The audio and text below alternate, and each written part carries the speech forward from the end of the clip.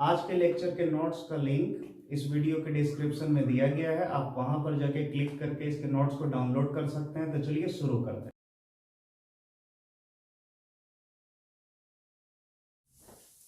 Good morning students. तो आज हम लोग धारा विद्युत्की का लेक्चर 11 करने वाले हैं, ठीक है। और आज का जो होगा हम लोग का बहुत ही इंपॉर्टेंट टॉपिक होगा जिसका नाम है व्हीटस्टोन सेतु। क्या नाम है? व्हीटस्टोन सेतु। याद रखिए, बहुत ही इंपॉर्टेंट टॉपिक व्हीटस्टोन सेतु। क्लियर है? तो ये जो टॉपिक है ये बहुत ही इंपॉर्टेंट है, और जो भी बच्चे पिछला लेक्चर यानी लेक्चर 10 में जो पढ़ाए थे किरचॉफ का नियम, अगर वो नहीं पढ़े हैं तो इस टॉपिक को समझना थोड़ा मुश्किल हो जाएगा। लेकिन फिर भी हम कोशिश करेंगे ऐसा कि आपको आराम से समझ में आ जाए, कोई तकलीफ ना हो, ठीक है।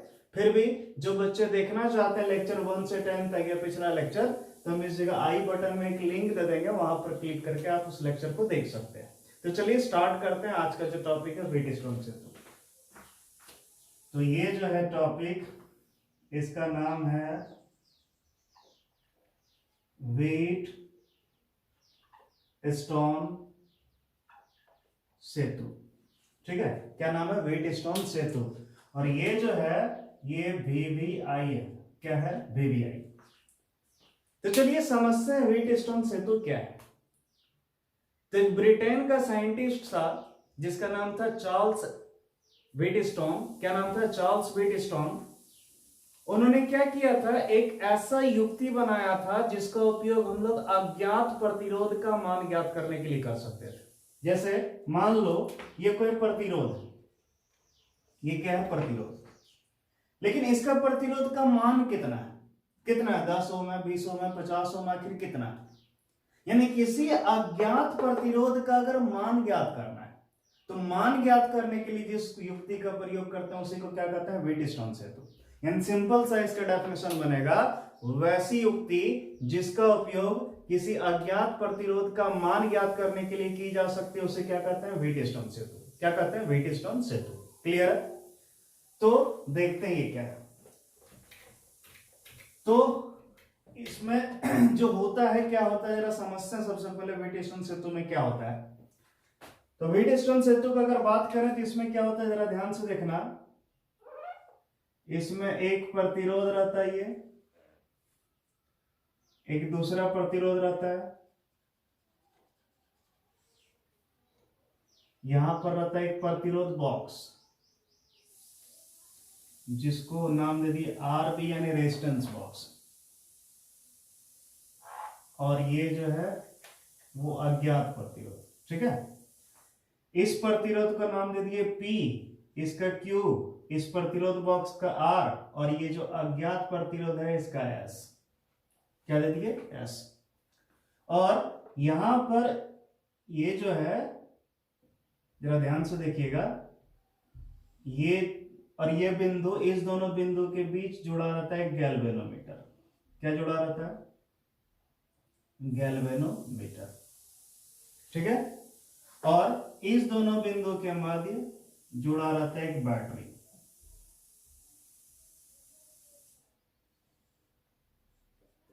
ये कुंजी है,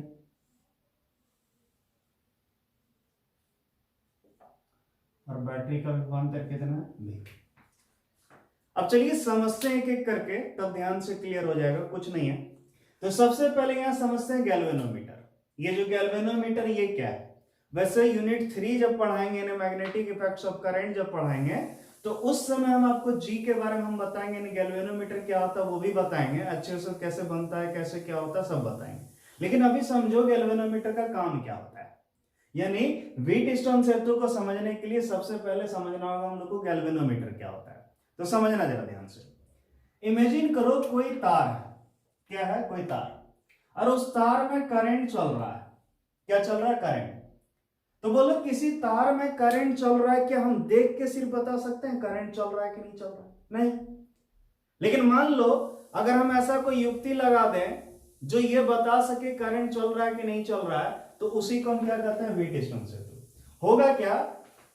तो अगर हम यहां इसमें गैल्वेनोमीटर जोड़ दिए, क्या जोड़ दिए? गैल्वेनोमीटर। और गैल्वेनोमीटर क्या होता है? कांटा होता है, इस तरह करके यहां पर रीडिंग लिखा रहता है, 0, 10, 20, 30 इस तरह लिखा रहता है। तो होता है कि अगर करंट इसमें चलेगा, क्या चलेगा करंट, तो इसका जो ये जो कांटा है ये हिलेगा, क्या होगा हिलेगा यानी डिफ्लेक्ट होगा।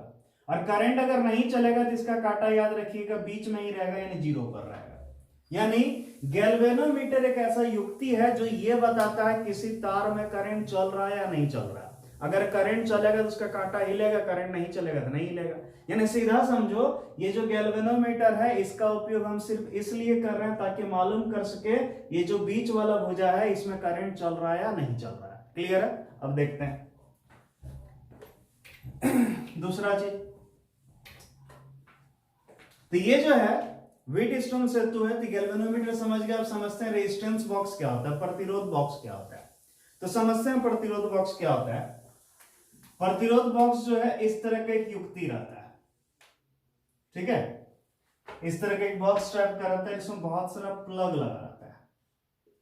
ये जो है बहुत सारा क्या है प्लग लगा है मान लो, और इस प्लग का वैल्यू लिखा रहता है जैसे मान लो 2 ओम 5 ओम 10 ओम 20 ओम इस तरह लिखा रहता है। और यहां पर 2 सिरा रहता है जिससे हम तार जोड़ते हैं, ठीक है, जैसे मान लो ये है इधर इधर तार से जोड़ दिए। अगर हम 2 ओम वाला प्लग निकाल दें, कितना ओम वाला 2 ओम वाला, तो इसका मान हो जाएगा, इसका प्रतिरोध हो जाएगा 2 ओम। क्या हो जाएगा 2 ओम।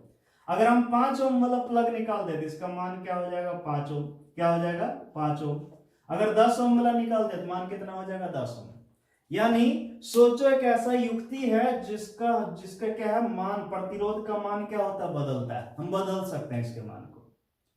तो प्रतिरोध बॉक्स जो यहां पर रखते हैं तो होता है क्या, इसका अलग अलग प्लग निकाल के हम इसका मान भी क्या कर सकते हैं अलग अलग कर सकते हैं। क्लियर है? ये दो चीज समझ में आ गई, गैल्वेनोमीटर और प्रतिरोध बॉक्स, ठीक है। अब हम लोग समझते हैं यहां कैसे ये काम करता है, क्या होता है। तो अभी हम तुरंत बताएं व्हीटस्टोन सेतु जो है ये एक ऐसा युक्ति है जिसका उपयोग क्या करते हैं अज्ञात प्रतिरोध का मान ज्ञात करने के लिए। ये कैसे होता है जरा ध्यान समझें। तो व्हीटस्टोन ने क्या पाया, पहले उस चीज को जरा समझते हैं।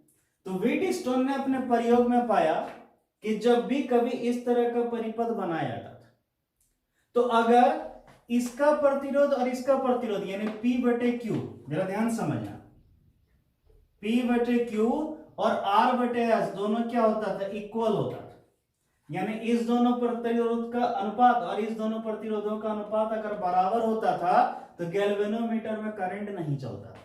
यानी जो गैल्वेनोमीटर है इसमें धारा प्रवाहित नहीं होता था। तो क्या हम इसके उल्टा भी तो बोल सकते हैं कि जब गैल्वेनोमीटर में करंट नहीं चलेगा P/Q बराबर R/S होगा। क्लियर है? तो जरा ध्यान से देखो, दोनों तरफ क्या है बराबर अनुपात है कि नहीं। तो इसको कहते हैं क्या संतुलित अवस्था। क्या बोलते हैं संतुलित। तो याद रखिएगा व्हीटस्टोन सेतु संतुलित अवस्था के सिद्धांत पर कार्य करता है। किस अवस्था पर? संतुलित अवस्था। और संतुलित अवस्था कब होता है जरा समझिएगा, जब गैल्वेनोमीटर में करंट नहीं चलेगा यानी इसमें धारा प्रवाहित नहीं होगा, तभी हमको P/Q = R/S मिलेगा। तो यह है संतुलित अवस्था। अब जरा समझिएगा ये संतुलित अवस्था कैसे हुआ, जरा एक बार और समझा देते हैं। मान लो P का मान है 10 ओम, कितना है 10 ओम। Q का मान कितना है 20 ओम, कितना है 20 ओम। और R का मान है मान लो 40 ओम, कितना है 40 ओम। और ये जो S है ये अज्ञात प्रतिरोध है, इसका मान हमको निकालना है, क्या है वाट कर दिए, S = क्या कर दिए वाट, यानी इसका वैल्यू क्या करना हमको निकालना है। तो S = क्या है ये चाहिए।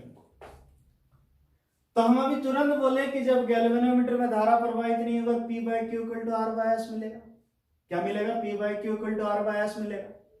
तो होता है क्या, आप समझिए जरा सा, P का मान मालूम है, Q का मान मालूम है, R का मान मालूम है, S का नहीं मालूम है। जरा ध्यान से देखिए, P का मान रख दिए 10, Q का मान रख दिए 20, R का रख दिए 40 और S। अब बताओ क्या यहां से हम S का मान निकाल सकते हैं कि नहीं? निकाल सकते हैं। लेकिन बताओ ये कब होगा, सबसे पहले बताओ ये कब होगा। तो ये तब होगा जब P/Q बराबर R/S, तब होगा जब क्या होगा गैल्वेनोमीटर में धारा प्रवाहित नहीं होगा। तो ये कैसे काम में लाया जाता है जरा समझिए ध्यान से। देखो यहां पर कैसे इसको यूज करते हैं, जरा इस चीज को समझते हैं तुरंत क्लियर हो जाएगा। तो होता यह है,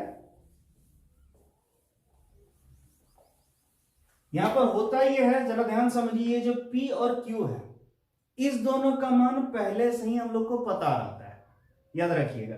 P और Q का मान जो हम लोग को पहले से ही क्या होता है, पता होता है। यानी इसका और इसका मान फिक्स होता है। जैसे मान लो P का मान 10 ओम है और Q का मान 20 ओम है। क्लियर है? यानी ये दो पहले से हमको ज्ञात रहता है। और ये एक प्रतिरोध बॉक्स जुड़ा हुआ रहता है और इधर क्या रहता है, एक अज्ञात प्रतिरोध जिसका मान निकालना होता है, उसको हम इधर जोड़ देते हैं। और ये बीच में गैल्वेनोमीटर लगा के, बैटरी वगैरह लगा के ये स्विच ऑन कर दिए, यानी इसका कुंजी प्लग इन कर दिए, ऑन कर दिए। तो जब ऑन करते हैं करंट चलने लगता है। क्या चलने लगता है? करंट। तो होता है कि आप जरा ध्यान से देखिए, हम क्या करते हैं, अब इस प्रतिरोध बॉक्स का हम प्लग निकाल के देखते हैं। जैसे मान लो पहले प्लग निकाले इस प्रतिरोध बॉक्स का, यानी प्लग निकाले मान लो कितना, 10 ओम का, कितना, 10 ओम वाला। तो भी देखिए इसका कांटा हिल रहा है। क्या हो रहा है? हिल रहा है, यानी हम संतुलित अवस्था में नहीं पहुंचे। फिर समझना, यानी इसका प्लग निकालते जाएंगे, तब तक निकालेंगे जब तक कि ये क्या हो जाए, इसका कांटा रुक ना जाए। क्लियर है? तो ध्यान से देखिए, तो मान लो 10 ओम वाला निकाले, इसका कांटा हिल रहा है, क्या अभी संतुलित अवस्था पहुंचे? नहीं पहुंचे। चलिए चेंज करते हैं। मान लो 20 ओम निकाले, कितना निकाले, 20 ओम, तो भी हिल रहा है। क्या हो रहा है? हिल रहा है। तो फिर क्या करेंगे, फिर बदलेंगे। मान लो जैसे ही 30 ओम निकाले, क्या निकाले, 30 ओम, 30 ओम वाला जैसे ही प्लग निकाले तो इसका कांटा रुक गया। क्या हो गया? रुक गया। यानी हम संतुलित अवस्था को क्या कर लिए, प्राप्त कर लिए। ठीक है? तो ये जो बताओ कब संतुलित अवस्था में आया, जब प्रतिरोध बॉक्स का प्रतिरोध कितना हुआ, 30 ओम। कितना हुआ? 30 ओम। यानी हमको अब R का भी मान मालूम चल गया, 30 ओम। सोचो जरा सा, अब देखो P का मान मालूम था, Q का मान मालूम था, R निकल गया। क्या वैस नहीं निकाल सकते हैं? क्यों? क्योंकि संतुलित अवस्था में आ गया, P by Q equal to R by S लगा सकते हैं। क्लियर है? तो समझ गए कैसे काम करता है? नहीं समझ में आया तो एक बार और समझते हैं, तुरंत क्लियर हो जाएगा। फिर समझो, होता है कि हमको अगर अज्ञात प्रतिरोध का मान ज्ञात करना था, हमको सबसे पहले P by Q equal to R by S में लाना होगा, यानी संतुलित अवस्था में लाना होगा। और संतुलित अवस्था में तब आएगा जब गैल्वेनोमीटर में धारा प्रवाहित नहीं होगा। और जरा ध्यान से देखो, यहाँ होता है कि यहाँ P और Q का मान पहले से पता रहता है, इसका मान नहीं बदलते हम लोग। और ये जिस प्रतिरोध का मान निकालना होता है इसको यहाँ जोड़ देते हैं, और ये जो है प्रतिरोध बॉक्स, इसका मान बदलते हैं। एक प्लग निकाले, देखे कांटा नहीं रुका, दूसरा प्लग निकाले, नहीं रुका, तीसरा निकाले, इस तरह तब तक इसका वैल्यू चेंज करते रहेंगे, बदलते रहेंगे, जब तक कि ये क्या हो, कांटा बीच में ना रुक जाए। तो मान लो जब भी निकला, जैसे मान लो 30 ओम पर आ गया, कितना ओम, 30 ओम, तो ये हो गया प्रतिरोध बॉक्स का मान 30 ओम। अब 3 का मान मालूम है, चौथा का मान आराम से निकल जाए। तो इस तरह के काम में आता है। समझ चुके होंगे? तो चलिए समझे अभी क्या क्या। तो सबसे पहले समझे व्हीटस्टोन सेतु। क्या समझे? व्हीटस्टोन सेतु। तो व्हीटस्टोन सेतु जो है एक ऐसी युक्ति है जिसका उपयोग हम लोग किस लिए करते हैं, अज्ञात प्रतिरोध का मान ज्ञात करने के लिए। किसके लिए? अज्ञात प्रतिरोध, यानी वैसा प्रतिरोध जिसका मान नहीं मालूम हो, उसका मान हम निकाल सकते हैं। क्लियर है? दूसरा नंबर सिद्धांत। किसका बात कर रहे हैं? इसका सिद्धांत, यानी ये किस सिद्धांत पर कार्य करता है। तो क्लियर रख कर लो कि ये संतुलित अवस्था के सिद्धांत पर कार्य करता है। कौन? संतुलित अवस्था। संतुलित अवस्था यानी इस दोनों का अनुपात और इस दोनों का अनुपात जब बराबर होता है, क्या होता है? बराबर, यानी P by Q equal to R by S होता है, तो इसको क्या कहते हैं? संतुलित अवस्था। और संतुलित अवस्था तब होता है जब इस गैल्वेनोमीटर में धारा का प्रवाह नहीं होता है। गैल्वेनोमीटर में धारा मान लो IG, यानी IG जब 0 होगा तभी क्या होगा, ये अवस्था मिलेगा। क्लियर है? इन्हें दो चीज सीखे। क्या सीखे? समझो। सबसे पहले सीखे व्हीटस्टोन सेतु क्या है, एक ऐसी युक्ति जिसका काम क्या होता है, अज्ञात प्रतिरोध का मान ज्ञात करना। दूसरा, ये कब कार्य करता है, संतुलित अवस्था यानी P बटे Q बराबर R बटे S पर। ये तब होता है जब गैल्वेनोमीटर में धारा प्रवाहित नहीं होता है। क्लियर है? समझ चुके? तो ये था सिद्धांत। अब कोई अगर पूछ दे गैल्वेनोमीटर होता क्या है, मतलब कैसे होता है, ये कैसे बनता है, तो सिंपल सा चीज है, जरा ध्यान से देखिए। गैल्वेनोमीटर का अगर बताएंगे कैसे, ये बनावट क्या है, तो बनावट देखो क्या है। इसमें दो ज्ञात प्रतिरोध है P और Q, एक प्रतिरोध बॉक्स है और एक क्या है, अज्ञात प्रतिरोध। ये चारों को हम आयताकार रूप में जोड़ देते हैं। किस रूप में? आयताकार रूप में। इसके दो सिरों के मध्य एक बैटरी और एक कुंजी संयोजित कर देते हैं, और शेष जो दो सिरा रहता है उसके बीच क्या जोड़ देते हैं, गैल्वेनोमीटर। क्या जोड़ देते हैं? गैल्वेनोमीटर। तो इस तरह करके ये बनावट होता है। क्लियर है? अब बहुत किसी बच्चे के मन में होगा कि सर सब कुछ तो समझ गए, लेकिन सर ये क्लियर कर दीजिए तो भाई कि जब यहां पर करंट नहीं चलेगा बीच वाला भुजा में गैल्वेनोमीटर में, तो हमको P बटे क्यू बराबर R बटे S ही मिलेगा। क्योंकि एग्जाम में आता है, एग्जाम में क्वेश्चन कैसे पूछेगा जरा समझिएगा। एग्जाम में पूछेगा क्वेश्चन व्हीटस्टोन सेतु क्या है, तो लिख दोगे व्हीटस्टोन सेतु क्या है। फिर बोलेगा सिद्धांत क्या, सिद्धांत यह है कि जब गैल्वेनोमीटर में धारा प्रवाहित नहीं होगा तो हमें संतुलित अवस्था प्राप्त होगा, यानी P बटे क्यू बराबर R बटे S, तो ये भी लिख दोगे। फिर पूछ देगा बनावट क्या है, वो भी लिख दोगे, क्या क्या अभी तुरंत सीखा। और फिर पूछ देगा कि सत्यापित करें, क्या करें, सत्यापित करें कि संतुलित अवस्था में P बटे क्यू बराबर R बटे S होता है, यानी जब गैल्वेनोमीटर में धारा प्रवाहित नहीं होता तो P बटे क्यू बराबर R बटे S होता है, इसको सत्यापित करना है। चलिए अब हम लोग देखते हैं P बटे क्यू बराबर R बटे S का सत्यापन। ध्यान से देखो, ये क्या है, ये व्हीटस्टोन सेतु है, यानी यहां पर हमको प्रूव करना है P by Q equal to R by S होता है। लेकिन याद करो ये कब होता है, ये तब होता है जब बीच वाला यानी इस आर्म में यानी इस गैल्वेनोमीटर में धारा का प्रवाह नहीं होता, उस समय होता है। ठीक है, तो चलिए ध्यान से देखते हैं। तो सबसे पहला काम करते हैं, इस बिंदु को नाम दे दिए हम A, क्या दे दिए A, इस बिंदु को नाम दे दिए B, इस बिंदु को नाम दे दिए C और इस बिंदु को नाम दे दिए D, यानी हम चारों बिंदु का कुछ ना कुछ नाम दे दिए A B C D, क्या दे दिए A B C D। अब हम देखेंगे कि भाई ये P बाई क्यू बराबर R बाई S होगा, लेकिन याद रखिएगा अगर हमको प्रूव करना है P by Q equal to R by S, तो हमको याद करो जो किरचॉफ का नियम पढ़ाए थे वो याद होना चाहिए। तो किरचॉफ का पहला जो नियम था जिसको हम लोग कहते संधि नियम, उसका कहना था कुल आने वाली धारा का मान और कुल जाने वाली धारा का मान क्या होती है, समान होती है। किसी संधि पर कुल आने वाली धारा तथा कुल जाने वाली धारा का मान क्या होती है, समान होती है। तो जरा ध्यान से देखो, इस बिंदु को यहाँ 1 2 3 तार जुड़ा हुआ है, क्या ये संधि हुआ, यानी इस संधि पर जितना धारा आएगा उतना धारा ही चला जाएगा। उसी तरह यहाँ पर भी जितना धारा आएगा उतना धारा ही जाएगा। क्लियर है, यानी समझ गए फर्स्ट। दूसरा जो नियम था याद करो, किरचॉफ का दूसरा नियम जिसको कहते थे केवीएल यानी किरचॉफ का विभव नियम, उस नियम का कहना था किसी लूप में जितना भी तत्व संयोजित होता है उस सभी तत्वों का विभव का बीजगणितीय योग क्या होता है, शून्य होता है। तो ये दोनों हम लोग को क्लियर होना चाहिए, तभी क्या होगा, ये समझ पाएंगे, नहीं तो नहीं समझ पाएंगे। तो चलिए ध्यान से देखिए, कुछ हार्ड नहीं है, तुरंत क्लियर होगा। तो सबसे पहले समझते हैं। तो मान लो बाबू हुआ क्या यहां पर, जरा ध्यान समझना। स्विच ऑन किए, यानी ये जो कुंजी इसको ऑन किए, तो यहां से करंट चलना शुरू हुआ। मान लो करंट यहां आई, कितना करंट आई। अब जब आई यहां आई तो इसको देखो दो रास्ता दिखाई, कितना रास्ता, दो। आई जब आई इसको दो रास्ता दिखाई, तो क्या होगा, ये जो करंट आएगा दोनों में बढ़ जाएगा। तो मान लो इधर चला गया करंट कितना, I1, कितना चला गया I1, तो बोलो जी इधर कितना जाएगा। जैसे मान लो इधर 10 एम्पियर आया, कितना 10, और इधर चला गया 4 एम्पियर, कितना एम्पियर 4, तो बोलो इधर कितना जाएगा, तो 6 एम्पियर जाएगा। क्यों, 10 था इधर 4 गया तो इधर 6 जाएगा। तो हम ऐसा भी तो लिख सकते थे 10 माइनस 4 जाएगा इधर, इसको घटा देंगे। तो उसी तरह अगर I था इधर चला गया I1 तो इधर कितना जाएगा, बोलो तो I इधर आई, इधर चल गया I1 तो इधर कितना जाएगी, I माइनस I1। तो इधर जो करंट गया वो गया I माइनस I1। क्लियर है। अब जरा ध्यान से देखो, ये I1 जब यहां आई, ये जो I1 है जब यहां आई, इसको फिर दो रास्ता दिखाई। तो मान लो इसमें करंट चला गया कितना, IG, कितना चला गया IG, ठीक है, मान लो कितना IG। तो बोलो इधर कितना जाएगा, बोलो तो फिर समझो, ये I1 आया था, क्या आया था I1 में इधर चल गया IG, तो इधर कितना जाएगा, तो I1 माइनस IG। क्लियर है। तो इधर गया I1 माइनस IG। क्लियर है। अब देखो ध्यान से, इधर से IG आई, इधर से I माइनस I1 आई, दोनों आई।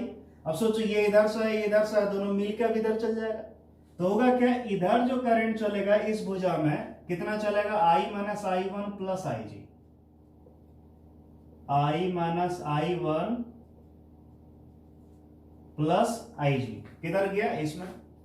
अब याद करो, हम किरचॉफ का संधि नियम बोले थे कि जितना धारा आएगा उतना धारा ही जाएगा। तो बोलो करंट आया था कितना, I बढ़ के फिर इस तरह कुछ इसमें गया, कुछ इसमें गया, फिर इसमें गया, इसमें गया, बटा। तो बताओ इधर से फिर निकल जाएगा, इधर से ये करंट आएगा, इधर से ये करंट आएगा, इधर ये निकलेगा। तो नियम के हिसाब से अगर करंट अंदर गया था आई, तो बाहर भी निकलना कितना चाहिए, आई। तो चलिए देखते हैं हम जो बनाए अभी ये सही बनाए है कि नहीं। हम क्या करेंगे, चेक कर सकते हैं कि ये जो हम लोग करंट चला ये सही चला है कि नहीं चला। तो कैसे चेक करेंगे, जरा ध्यान से देखो, तुरंत चेक हो गया, हो जाएगा। देखिए बोलो करंट इधर कितना था, I1 माइनस आई जी इधर से आया, और इधर से कितना है I minus I1 plus I जी। अब सोचो ये इधर जाएगा ये इधर जाएगा, दोनों जुड़ जाएगा इधर। तो एक काम करते हैं, दोनों करंट को जोड़ते हैं। बोलो कितना है, I1 minus I G plus I minus I1 plus कितना आई जी। जरा ध्यान से देखो, plus I1 minus I1 cancel, minus I G plus I G cancel, कितना बचा आई। यानी इसको और इसको जोड़े, दोनों को जोड़ने के बाद कितना करंट निकला, आई। तो बोलो अंदर कितना गया था, आई, और बाहर भी कितना निकला, आई। तो इसीलिए हम बोल सकते हैं जितनी आई उतनी गई, इसीलिए हम क्या किया, सही किया अभी तक। क्लियर है। तो ये था आपका क्या, किरचॉफ का धारा नियम। क्या था, किरचॉफ का धारा का नियम, जो कि लग गया। ठीक है। अब हम लोग लगाएंगे किरचॉफ का विभव नियम। अगर इसको प्रूव करना है, प्रूव करने के लिए हमको क्या लगाना हो, किरचॉफ का विभव नियम। तो चलिए देखते हैं।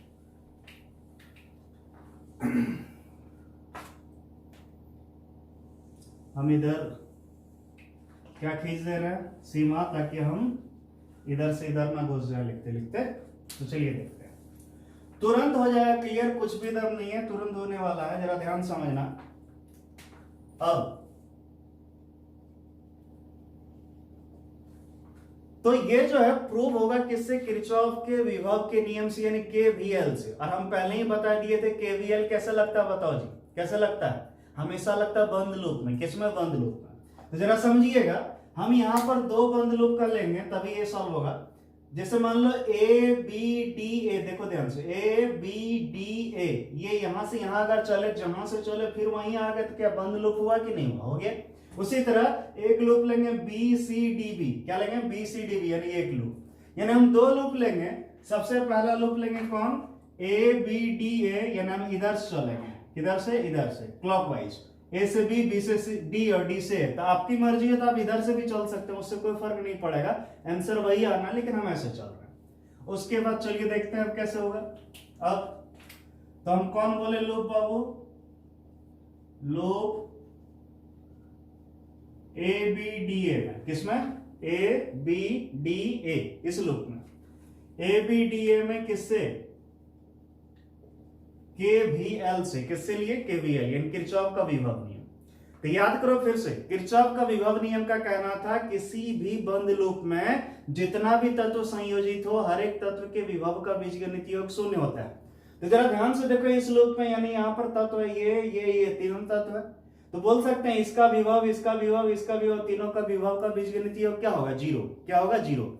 और विभव कैसे निकालते हैं, विभव का फॉर्मूला होता है V इक्वल टू क्या होता है, I R. V equal to क्या होता है, आई आर। यानी विभव निकालने के लिए हम क्या करेंगे, करंट गुना प्रतिरोध। क्या करेंगे, करंट गुना प्रतिरोध, यानी धारा और प्रतिरोध को क्या करेंगे, गुना करेंगे। तो धारा है I1 और प्रतिरोध इसका P, इस दोनों को गुना करेंगे तो इसका विभव निकल जाएगा। इसका विभव निकालने के लिए इस दोनों गुना करना होगा, इसका विभव निकालने के लिए इस दोनों गुना करना होगा। आसान है। तो ये तो हो गया फॉर्मूला। लेकिन याद करो हम दिशा भी बोले थे, प्लस लेना या माइनस लेना उसका भी ध्यान रखना है। तो याद करो हम ट्रिक सिखाए थे, in the direction of current voltage negative, यानी करंट के दिशा में वोल्टेज नेगेटिव लेंगे। यानी करंट इधर चल रहा है, अगर हम भी इधर चलेंगे तो वोल्टेज किसे लेंगे, हम नेगेटिव। लेकिन अगर मान लो करंट इधर आ रहा है, हम इधर जाएंगे, समझना, करंट इधर और हम उधर, यानी उल्टा चलेंगे तो वोल्टेज कैसा लेंगे, पॉजिटिव। यानी सीधा सेट कर लो दिमाग में, करंट जिधर चलेगा अगर उधर ही हम चले, यानी सोचो धारा आगे आ गया, हम भी उसके साथ साथ चल रहे हैं, जिधर चल रहा धारा उधर चलेंगे तो क्या लेंगे, नेगेटिव। और जिधर चले धारा उसके अगर विपरीत दिशा में चलेंगे तो क्या लेंगे, पॉजिटिव। क्लियर है, हो गया होगा। अब चलो ध्यान से देखो, तो हमको जो नाम लिखे उसी नाम के हिसाब से चलना। नाम लिखे ए बी डी है, तो हमको पहले ए से बी चलना होगा, फिर बी से डी, फिर डी से। क्लियर है। तो चलो शुरू करते हैं, ए से बी चलते हैं। तो देखो ए से बी चले, तो देखो ए से बी चले यानी करंट इधर चल रहा है, हम भी इधर ही चल रहे हैं। ध्यान से देखना, करंट किधर चल रहा है, इधर, और हम भी किधर, इधर। तो प्लस या माइनस, तो माइनस, क्यों, करंट की दिशा में। तो लेंगे माइनस, बोलो कितना, I1 इंटू पी, आई वन इंटू पी। क्यों? हम बोले तो वोल्टेज निकालने के लिए आई और आर को गुना करना होगा, तो इसमें करंट चल रहा है आई वन और इसका प्रतिरोध कितना पी। क्लियर है? जरा ध्यान से देखिए। फिर अब की बार किधर चले? ए से बी चले, बी से डी चलेंगे, तो बी से डी। बोलो करंट नीचे, हम भी नीचे। फिर समझना, ए से बी चले, अब बी से डी। देखो करंट नीचे चल रहा है, हम भी नीचे चल रहे, देख रहे हो करंट किधर आ रहा है? नीचे। हम भी किधर आ रहा है? नीचे। क्या लेंगे? प्लस या माइनस? तो माइनस। तो माइनस कितना? इतना गुना इतना, यानी आई जी इंटू जी। क्लियर है? अब किधर चलेंगे? डी से। तो देखो करंट इधर और हम इधर, समझना करंट नीचे आ रही है और हम इधर जा रहे हैं, तो बोलो विपरीत दिशा में, इसीलिए क्या लेंगे? प्लस। क्या लेंगे? प्लस। तो बोलो इसका वोल्टेज कितना करंट है? आई माइनस आई वन इंटू, बोलो प्रतिरोध कितना है? आर बराबर क्या कर देंगे? जीरो। क्यों? बंद लूप में जितना भी था तो सबका विभव का बीजगणितीय योग कितना होता है? शून्य होता है। क्लियर है? अब चलो देखो ध्यान से। तो हमको प्रूव करना है P by Q equal to R by S, और हम बताए थे ये तभी बराबर हो सकता है, P by Q equal to R by S तभी हो सकता है जब इसमें यानी गैल्वेनोमीटर में करंट नहीं चले। तो देखो हम जो करंट चला है गैल्वेनोमीटर में आई जी, क्या वो चलना चाहिए? नहीं चलना चाहिए। तो इसीलिए आई जी को हमको कितना लेना होगा? जीरो। कितना लेना होगा? जीरो। इसीलिए चूंकि आई जी बराबर कितना? जीरो। क्यों? गैल्वेनोमीटर में धारा प्रवाहित नहीं हो रही है, इसीलिए बोलो minus I one P minus I G है, आई जी की जगह कितना रखेंगे? जीरो। जीरो को ना कुछ भी दिए पूरा जीरो हो जाएगा, प्लस बोलो कितना? I minus I one into R equal to zero. अब ध्यान से देखो, ये माइनस है, इसको उधर ले जाएंगे तो प्लस होगा, तो बोलो इधर कितना बचा? ये, क्योंकि जीरो से तो कोई मतलब है नहीं, ये बचा I minus I one into R, यानी इसको इधर रहने दिए और इसको उधर ले जा रहा है। बोलो माइनस उधर कितना हो जाएगा? प्लस, यानी आई वन पी। अब हम क्या करेंगे? इस बेचारी को इधर और इस बेचारा को उधर करेंगे। तो ध्यान से देखना, I minus I one by I one equal to कितना? P by R. समीकरण कितना हो गया? एक। कितना हो गया? एक। तो ये लूप जो है, इस लूप में हम चल गए। अब क्या करेंगे? दूसरा लूप लेंगे, बी सी डी बी, ये वाला लूप लेंगे। ठीक है? इसी प्रकार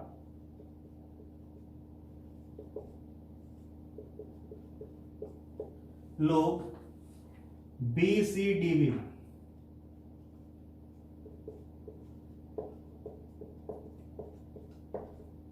केवीएल्स, बी सी डी बी में किससे? केवीएल्स, यानी पहले बी से सी चलेंगे, फिर सी से डी, फिर डी से बी।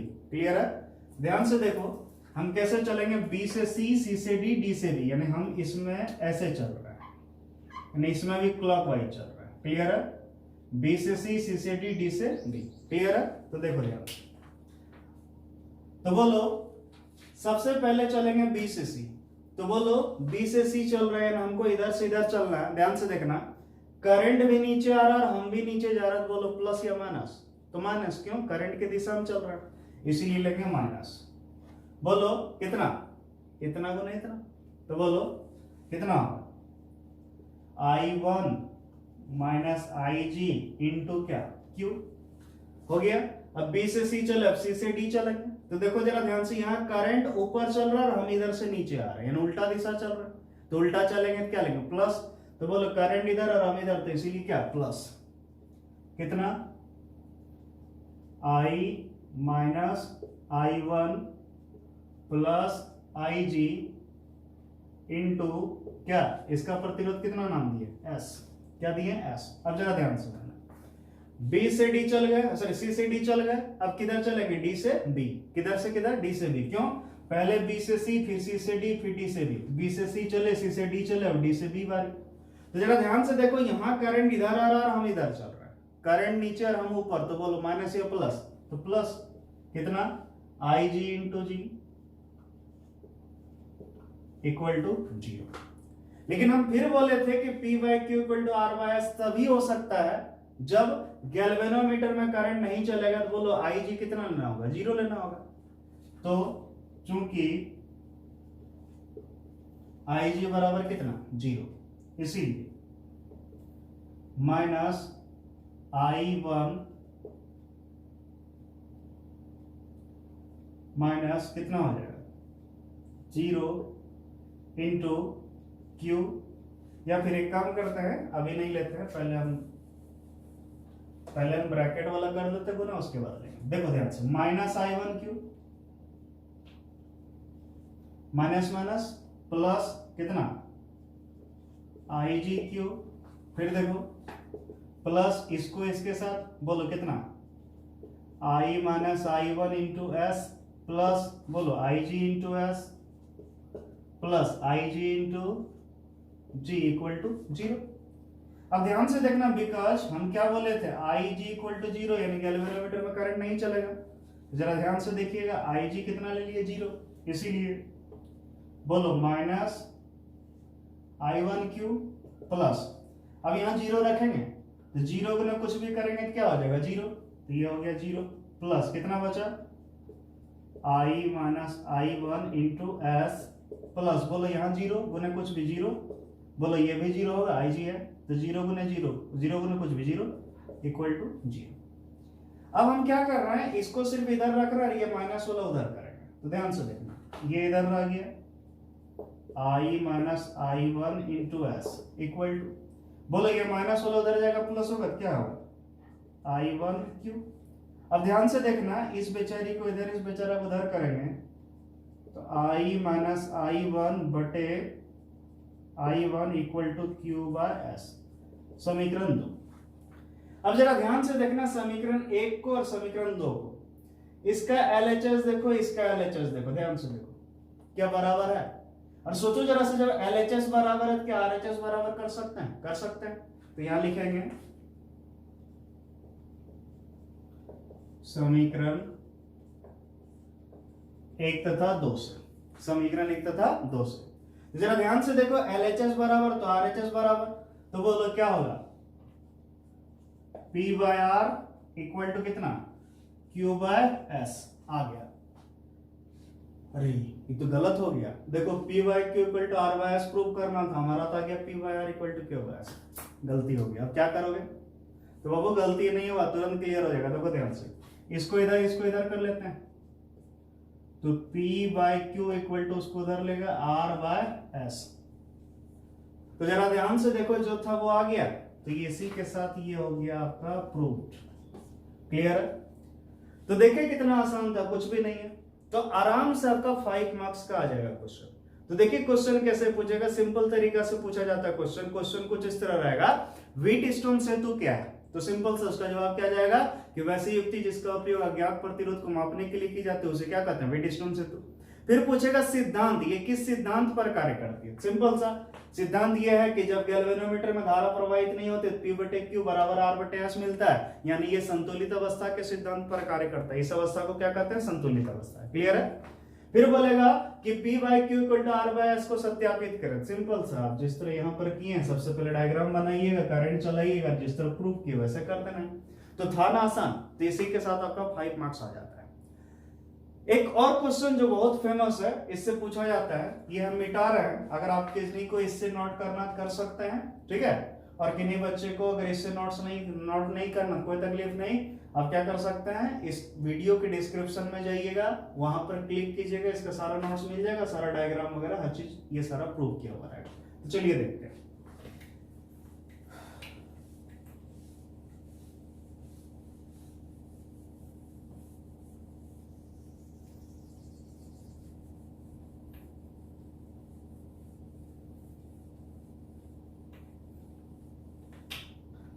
अब एक क्वेश्चन पूछा जाता है, क्या पूछा जाता है, जरा ध्यान समझना। क्वेश्चन ये रहता है कि जो व्हीट स्टोन सेतु है, ये सबसे अधिक संवेदनशील कब होता है। यानी क्वेश्चन ऐसा पूछेगा कि व्हीट स्टोन सेतु की संवेदनशीलता कैसे बढ़ाई जा सकती है, कैसे बढ़ती है। क्लियर है। ऑब्जेक्टिव भी पूछ सकता है, सब्जेक्टिव भी पूछ सकता है। तो देखिए कितना आसान सा तरीका, अगर संवेदनशीलता इसका बढ़ाना है, बहुत बच्चों को समझ में नहीं आ रहा होगा सर संवेदनशीलता क्या होता है। संवेदनशीलता मतलब इसका बोल सकते हैं सेंसिटिविटी, मतलब समझिए जरा ध्यान से, जैसे हम कोई भी छोटा सा भी प्रतिरोध लगा दें, यानी ये जो प्रतिरोध ले रहा है अज्ञात प्रतिरोध जिसका मान निकालना है इक्वल टू 8 है, इसका मान निकालना है तो हम क्या करेंगे, छोटा भी लेंगे बड़ा भी लेंगे, तुरंत जैसे ही लेंगे आपको तुरंत क्या होगा, आंसर निकल जाएगा। यानी कोई भी छोटा से छोटा मान भी निकाल सकते हैं, तो वो संवेदनशीलता बढ़ा के ही निकाला जा सकता है। तो चलिए देखते हैं। तो संवेदनशीलता बढ़ाने के लिए बस एक ही शर्त है, शर्त ये है कि ये जो चारों प्रतिरोध है, ये चारों प्रतिरोध का कोटि समान होना चाहिए। क्या होना चाहिए, कोटि समान। कोटि समान का मतलब समझिए, जैसे मान लो अगर P का प्रतिरोध है 100, कितना ओम, 100 ओम, तो इसका बोल सकते हैं, इसका ऑर्डर है 10 टू द पावर 2, 100 मतलब 10 पर पावर 2। और बोलो Q का मान है मान लो 400, कितना है 400 ओम, तो क्या इसको लिख सकते हैं 4 गुने 10 पर पावर 2। तो जरा ध्यान से देखिए, ये भी सैकड़ा में, ये भी सैकड़ा में, यानी 10 टू द पावर 2, ये भी 2। तो देखो जरा सा कोटि यानी ऑर्डर सेम। लेकिन अगर मान लो हम Q का वैल्यू लेते हैं 4000 ओम, क्या ले लेते हैं 4000 ओम, तो इसको लिखना पड़ता है 4 गुने 10 पर पावर 3 ओम। जरा ध्यान से देखो, ये 10 पर पावर 2 है और ये 10 पर पावर 3 है, तो बोलो P और Q का क्या अब कोटि समान रहा, नहीं रहा। तो याद रखिएगा, संवेदनशीलता अगर बढ़ाना है तो ये जो चारों प्रतिरोध है चारों समान कोटि का होना चाहिए, यानी एक ही ऑर्डर का होना चाहिए। यानी अगर ये 100 सैकड़ा में तो ये भी सैकड़ा में, ये 1000 में रहता तो ये भी 1000। क्लियर है? यानी इस तरह का अगर हम लेंगे चारों प्रतिरोध तो क्या होगा, संवेदनशीलता बढ़ जाएगा। तो कोई पूछ दे कि व्हीटस्टोन सेतु की संवेदनशीलता कैसे बढ़ाई जा सकती है, तो उसका सिंपल सा आंसर देना है कि व्हीटस्टोन सेतु की संवेदनशीलता बढ़ाने के लिए हमें इसके चारों प्रतिरोधों को समान कोटि का लेना होता है। क्या होता है, चारों प्रतिरोधों को समान कोटि में लेना होगा। क्लियर है? तो इस तरह करके बढ़ाया जा सकता है। तो चलिए, उम्मीद करते हैं आज समझ में आ गया होगा और बहुत जल्दी आपका अगला लेक्चर आ जाएगा। ठीक है, तो उसको ध्यान से देखिएगा और बहुत इंपॉर्टेंट है। ठीक है, तो ये बहुत इंपॉर्टेंट है, 5 मार्क्स का, फिर बोल दे रहे हैं 5 मार्क्स का पूछा जाता है, इसीलिए इसको क्लियरली कर ही लेना है। तो चलिए आज के लिए इतना ही, थैंक यू।